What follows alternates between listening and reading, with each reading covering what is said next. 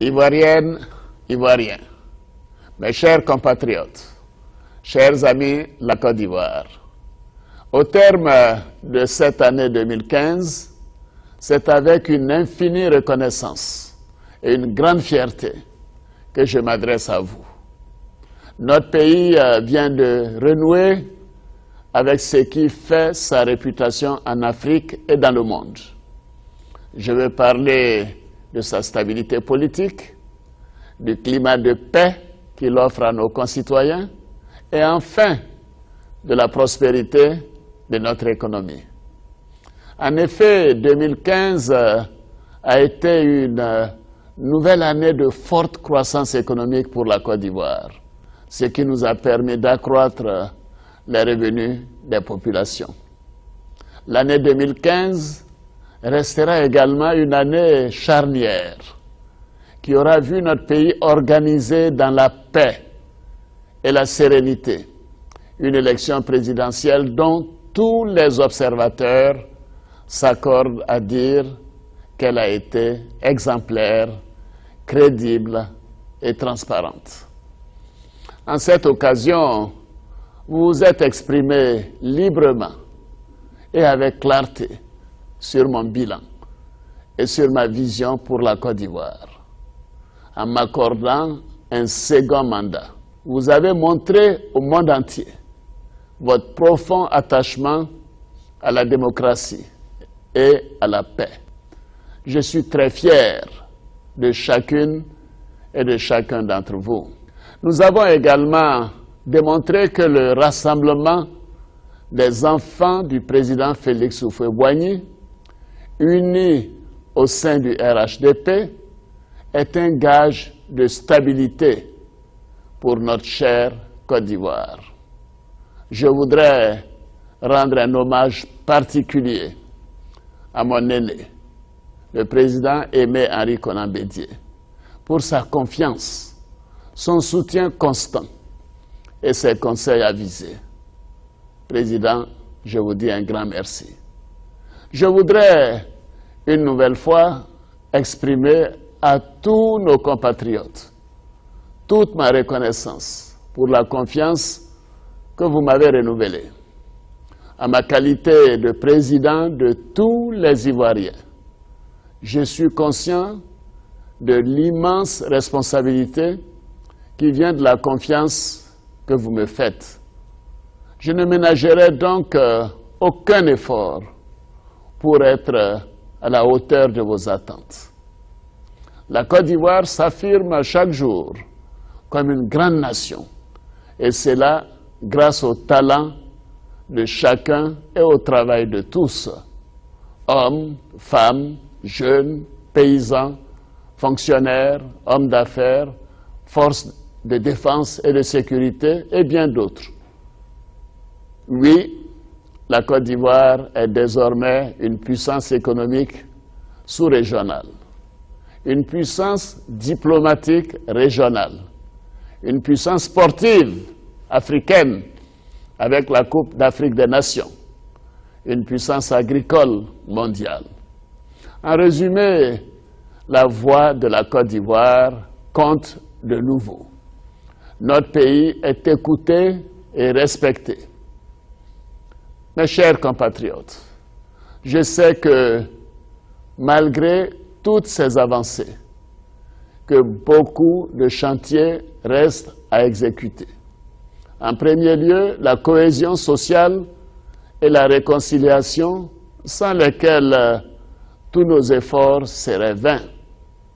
La réconciliation est une question de volonté et de cœur. C'est aussi un combat de chaque instant. Nous devons le gagner ensemble. Pour cela, nous devons tenir autour de nous un discours de paix, de pardon et d'union. Je me suis engagé personnellement en faveur de la réconciliation nationale. Et je peux vous assurer que cette réconciliation est bel et bien en marche. Je me félicite donc des décisions récentes de la justice qui ont permis la mise en liberté provisoire de nombreuses personnes détenues suite à des infractions commises lors de la crise post-électorale et à l'occasion des tentatives d'atteinte à la sûreté de l'État.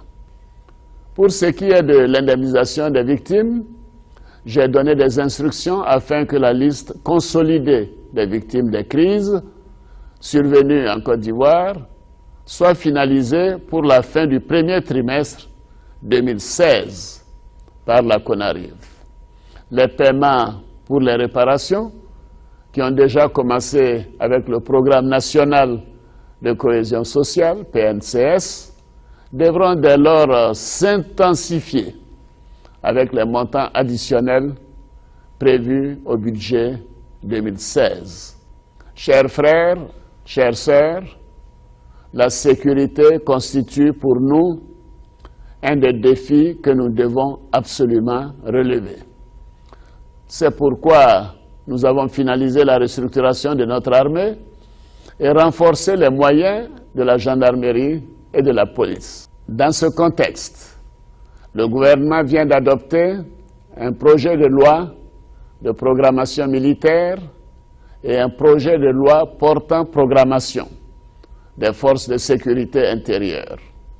L'objectif de ces deux lois est de mieux assurer la défense de la nation et de mieux répondre aux besoins de sécurité de nos compatriotes en rationalisant l'ensemble des ressources affectées à la sécurité nationale.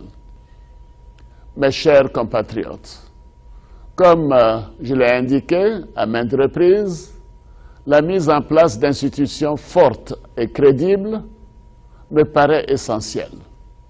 À ce titre, 2016 constituera une année importante pour le renforcement de nos institutions et pour la consolidation de nos avancées démocratiques.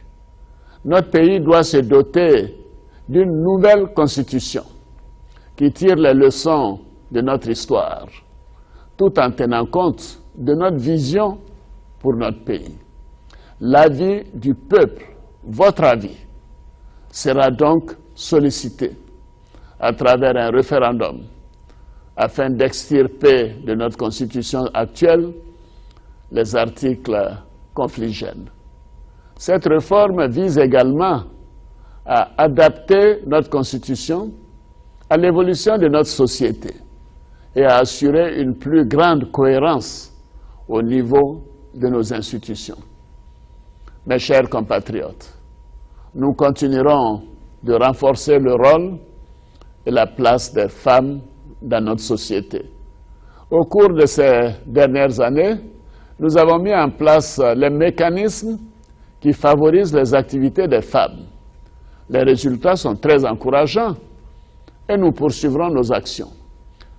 Nous savons que les droits reconnus aux femmes par nos textes ne leur seront réellement bénéfiques que si nous mettons en place une véritable stratégie susceptible d'accroître leur autonomie financière. Mes chers compatriotes, comme vous le savez, la Côte d'Ivoire est notre toute première priorité. Cela ne doit pas nous détourner de nos responsabilités dans la sous-région. L'Afrique de l'Ouest, qui a connu des soubresauts pendant de longues années, renoue progressivement avec une stabilité remarquable. Et je me réjouis de la bonne tenue des élections dans les pays frères du Togo, du Nigeria, de la Guinée et du Burkina en 2015. Et demain, je le souhaite, dans d'autres pays de la sous-région. Avec tous ces pays, sans exception, nous avons un destin commun que rien ne pourra remettre en question. Mes chers compatriotes, l'année 2016 et les prochaines années seront celles de l'émergence de notre pays. Elles connaîtront également de grandes avancées politiques. Et je puis vous assurer que rien ne freinera notre élan. Elles seront aussi, sans nul doute, des années de paix, de travail et de bonheur. Je crois fortement à notre capacité à faire de la Côte d'Ivoire un pays émergent à l'horizon 2020. J'ai foi en l'avenir de la Côte d'Ivoire, en la transformation de notre pays et en l'émergence d'un Ivoirien nouveau. Nous disposons aujourd'hui de tous les atouts pour concrétiser cette vision, pour le bien-être de chaque Ivoirien, bien sûr de chaque Ivoirienne. Je souhaite à chacune et à chacun de vous, ainsi qu'à vos familles respectives et à vos proches, tous mes meilleurs vœux de bonheur et de santé pour la nouvelle année. Que cette année 2016, que nous plaçons sous le signe de la paix, soit le symbole de l'optimisme et de la prospérité. Bonne fête à tous.